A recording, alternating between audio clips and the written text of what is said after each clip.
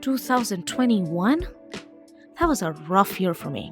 I was going up for tenure and I was going up for my EB1B green card process. I mean, in hindsight, things really worked out for me because I got my tenure and I got my green card, so. And in all seriousness, I realized that there was a huge and significant overlap between tenure and EB1. In both instances, I was demonstrating to my employer and the country, am I good enough to be retained? Here are 3 things I learned from the tenure process that also helped me figure out my green card process. Number 1, how many publications do I need to get tenure? Now, this is the same question that a lot of us have when going up for the EB1 process. How many publications do I need? We're almost looking for that magic number that if we hit that, we know for sure that the green card is in the bag. I'll tell you what my academic mentor told me when I was going up for tenure. She said, Aditi, there is no magic number. Now, there are some people who have received tenure with 1 publication, and there are some people who have been denied tenure with 10 publications. So much of it depends on the discipline, on the people who are reviewing your application, and the merit of your publications. Number 2, how important are citations to get tenure? Now, this is also another FAQ of the EB1 process. Now, before answering this question, let's first understand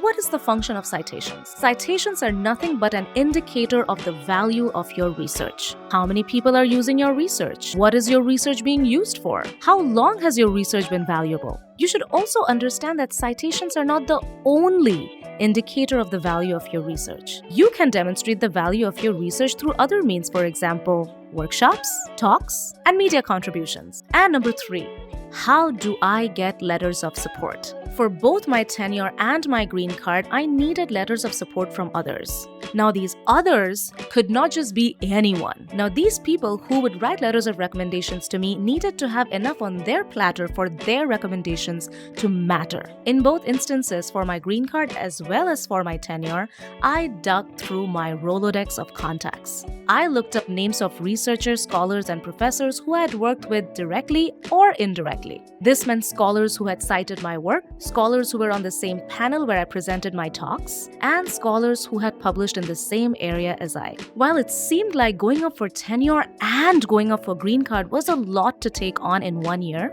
turned out accomplishing one helped me accomplish the other. So if you're also going up for your green card through the EB1 process, see if you can marry things that you're doing at your work to also satisfy criteria in the EB1 process so that you too can kill 2 birds with 1 stone. You got this.